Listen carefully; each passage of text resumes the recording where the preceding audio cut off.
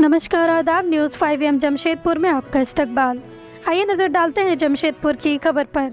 Internet के उपयोगकर्ताओं के लिए व्हाट्सएप के बाद टेलीग्राम में ठगी के मामले बढ़ रहे हैं।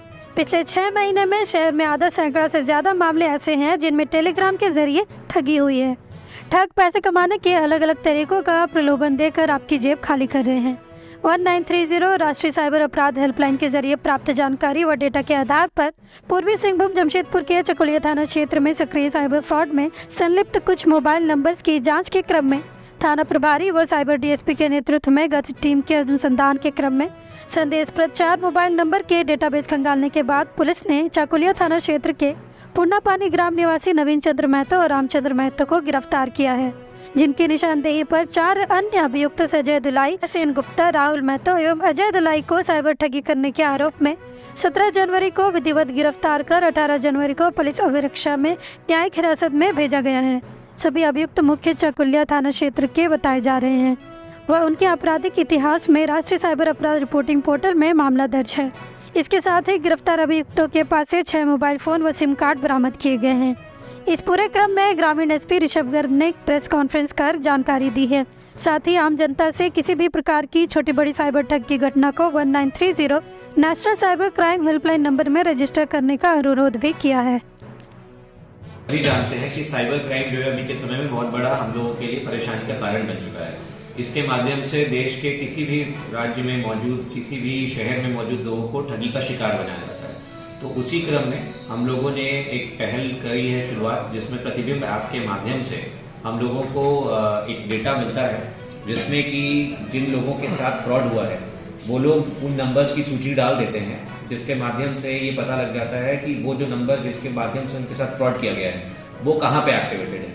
तो हालांकि जमशेदपुर अभी तक इस चीज़ में नहीं आता था लाइमलाइट में, परंतु जब ये आपके माध्यम से यूज़ किया गया तो पता लगा कि हम लोग के एरिया में चाकुलिया क्षेत्र में कुछ नंबर्स हैं जिनका कि इस्तेमाल साइबर फ्रॉड के लिए किया जा रहा है।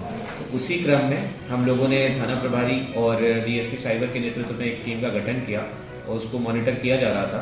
तो उसमें पता लगा कि ये 4 नंबर्स इन लोग के ऊपर शक गया और इन लोगों के जब जाकर के फ़ोन में चेकिंग किया गया, देखा गया, तो उसमें पता लगा कि सस्पेक्टेड ट्रांजैक्शंस मिले हम लोगों को।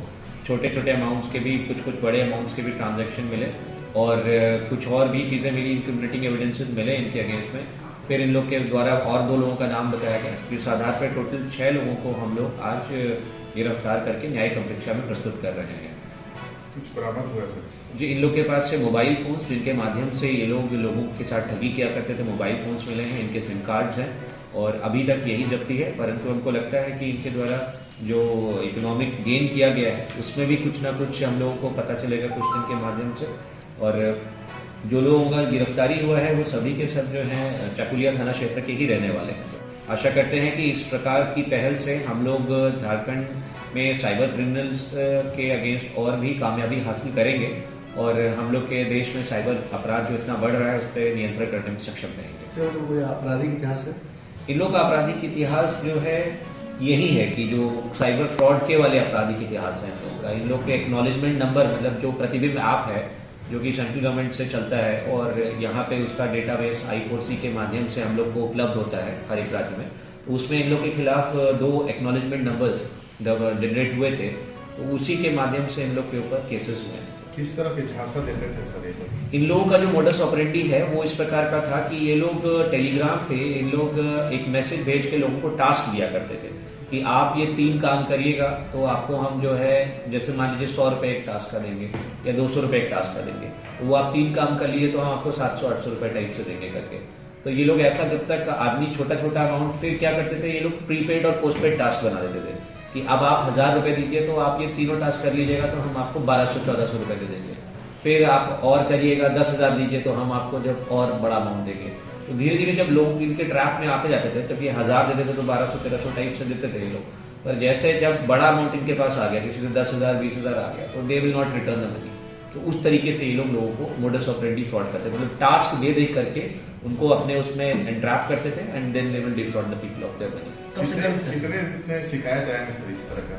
अभी हम लोग के जो मतलब क्षेत्र में आया है वो तो यही लोगों के ऊपर आया था, क्योंकि ये जो है ये सेंट्रल डेटाबेस है। इसके माध्यम से आप देख रहे होंगे कि और भी जगहों पे राज्य में गिरिडीह में भी चल रहा है, और भी जगहों पे जहां भी साइबर क्रिमिनल्स मौजूद हैं सबके अगेंस्ट कार्रवाई हो रही है।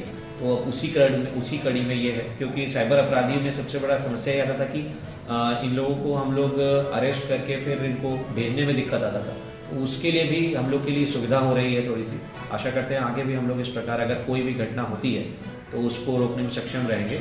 और आप सबके माध्यम से एक रिक्वेस्ट ये भी रहेगा कि जो लोग हैं उनमें ये जागरूकता आप लोग अपने चैनल, अपने न्यूज़पेपर के माध्यम से फैलाइए कि अगर कोई भी साइबर फ्रॉड होता है उसे अनरिपोर्टेड ना जाने, चाहे छोटा ही अमाउंट हो, उसको रिपोर्ट जरूर करें, क्योंकि हो सकता है उस व्यक्ति ने आपके साथ छोटा साइबर फ्रॉड किया हो परंतु किसी और के साथ एक बड़े अमाउंट कर दिया हो। तो जो भी एक छोटे से छोटी कंप्लेंट जनरेट होगी जो उस प्रतिबिंब आप पे जाएगी तो वो रिफ्लेक्ट हम लोग के पास होके आएगी। तो इसीलिए सबके लिए सबसे इंपॉर्टेंट है कि जो 1930 पोर्टल बना हुआ है उस पे जैसे ही आपके साथ साइबर फ्रॉड होता है उसको तुरंत उसकी जानकारी, उस नंबर की विवरणी और जो भी आपके साथ मोडस ऑपरेंडी है उसको तुरंत अपलोड करें, जिससे कि हम लोग उनके ऊपर कार्रवाई करने में सक्षम हैं।